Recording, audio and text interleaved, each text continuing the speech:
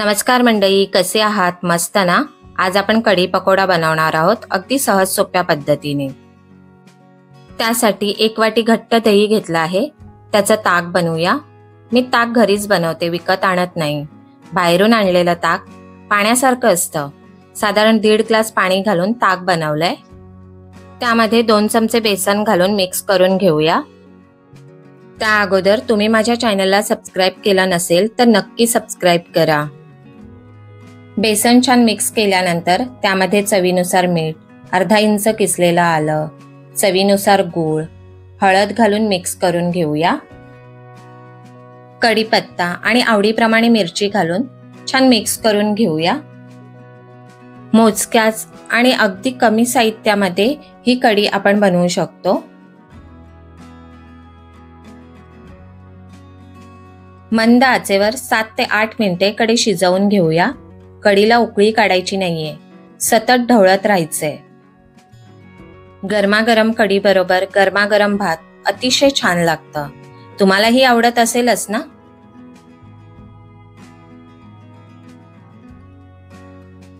फोडणीसाठी तेल गरम करून त्यामध्ये मोहरी घालूया।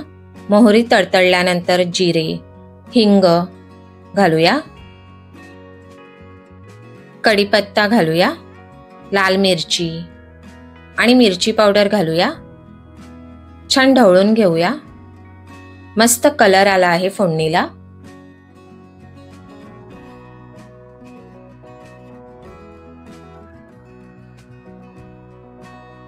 कढीला वरून फोडणी देऊया। अप्रतिम कलर आला आहे कढीला। वरून कोथिंबीर घालूया। कढी तयार आहे। आता पकोडे म्हणजेच भजी बनवूया। त्यासाठी बारीक चिरलेला कांदा, कोथिंबीर, मिरची घेतली आहे। मिरची आवडीप्रमाणे घेऊ शकता। सगळं मिक्स करूया। धणे जिरे पावडर, हळद, मिरची पावडर घालूया। मसाले तुम्ही तुमच्या आवडीप्रमाणे कमी जास्त प्रमाणात घालू शकता। चवीनुसार मीठ, बेसन घालून मिक्स करूया।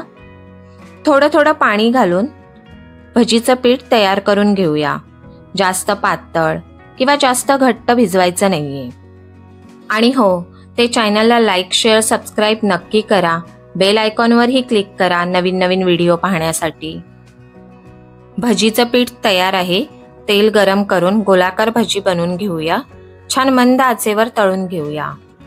गरमागरम भजी तयार आहेत।